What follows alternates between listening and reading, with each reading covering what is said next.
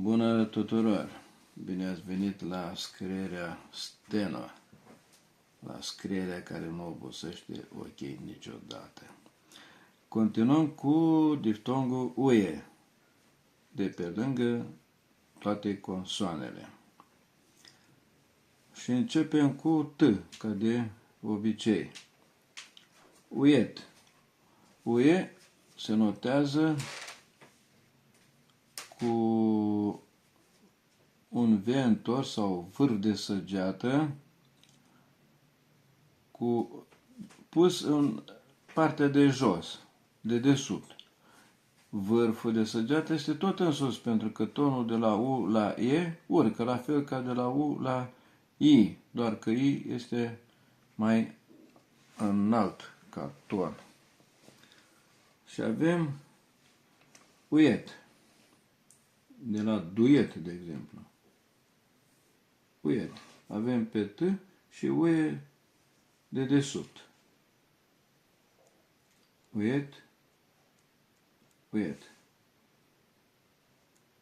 Uit, uit, uit.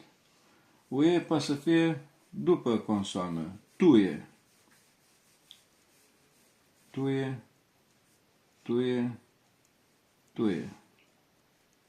Tuie, tuie, tuie. Ued. Pârâu care se pierde prin nisip. Ued. În Africa, în pustiurile alea. Ued. Ued. Ued. Ued. Ued. Ued. Duie. Duie. Duie. Duie. Duie în italiană. Duie. Duie. Duie. Uiec. Avem pe C și UE de desubt. Dacă punem pe O, avem uieco. Gaură în spaniolă.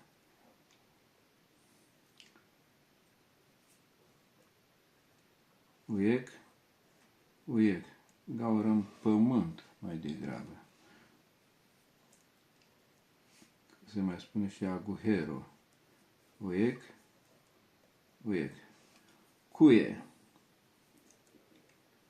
Avem pe C, se termină aici și UE vine de desubt. Chiar pe linia steno putem să punem. Cuie, cuie. Cuie, cuie, cuie. Uieg. Uie, G. Uieg, uieg. Avem artistul Fuego. Punem pe F și O și avem Fuego. Guie. G și UE nu mai trece pe linia steno, ci pe cealaltă linie, pe linia căsuței de sus. Guie. Pentru că depinde, aparține capătului de sus. Guie. Uieh. Uieh. Uieh. Uieh. Huie. Avem pe H. Uie. Huie. Huie. Uiep. P și UE mai jos de capătul unde începe P. Uiep. Uiep.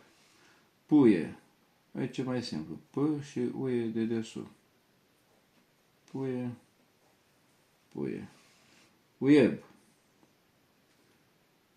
B și UE pe linia căsuței de sus, dar mai jos de capătul de unde începe B. Uieb. Uieb. Uieb. Buie. Ca să nu aparțină acesta și lui B, ne dăm deoparte, în dreapta. Buie. Buie. Buie. Buie. Uief. Ca la uiep, numai că F se scrie mai a plecat. Uief. Uief. Uief. Fuie. Fuie. Fuie. Fuie. Dacă punem pe L, înseamnă combustibile. În engleză se pronunță foil, dar europenii spun fuel, că e un cuvânt mult mai scurt și mai operativ față de combustibil. Fuel. Uiev. Uiev. Uiev. Uiev. Vuie. La fel ca F, numai că e dublu acest V. Vuie. Vuie. Uien. Avem pe N și UE de desubt.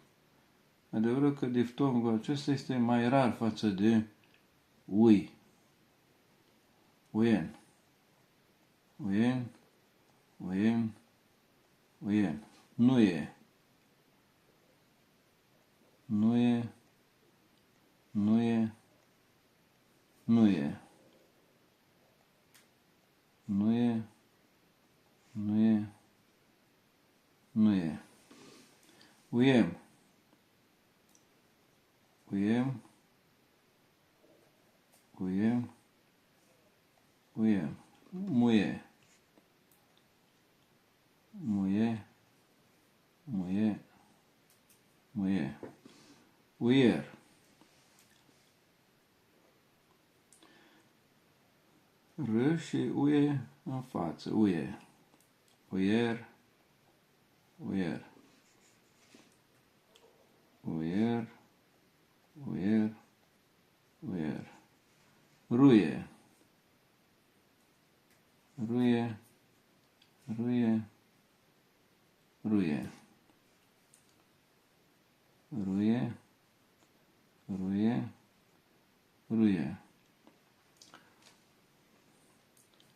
Avem descris, de exemplu, am ruie. E adevărat că apare și I, dar ca să scriem în steno e un pic mai dificil. Ca să punem pe U, I și pe urmă pe E, putem trece am ruie. Și e la fel de bine, se poate descifra. Uiel, cum am spus la fuel, dacă punem pe F. Uiel. L și putem pune pe UE pe linie sau sub linia steno e mai prudent în general, mai ușor de descifrat. Uiel, dar e bine și așa. Uiel, uiel. Luie, de la luietă, de exemplu. Cu UE imediat sub L, luie, luie, sau un pic și mai jos. Luie, luie, luie. Uies. Punem P în față, puies, înseamnă apoi, în spaniolă. Uies, avem uies, uies, uies, uies, uies, uies. Suie.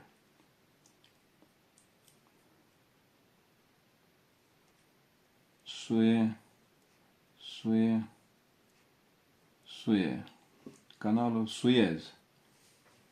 Mai punem pe Z și avem Suez. Suie, suie, suie. Uiez. Uitați, chiar aveam și partea de sfârșit a cuvântului Suez. Așa, Z este mai mare, într-adevăr, dar uiez scriindu-se de sub e la fel ca la S. Uiez. Wednesday. În engleză. Zuie. Zuie. Zuie. Zuie. Uieș. Avem pe ș de desubt și uie în colțul ăsta al căsuței. Uieș, uieș. Șuie. Avem pe ș și uie în căsuța asta la altă. Oricum în dreapta. Șuie. Șuie. Șuie. Uieș. La fel ca la ș. Uieș. Numai că cerculețul e mult mai mare. Uieș. Juie. Juie. Juie. Juie. Bine, mulțumim pentru atenție. Căutați să vă faceți timp să copiați măcar o dată. La revedere!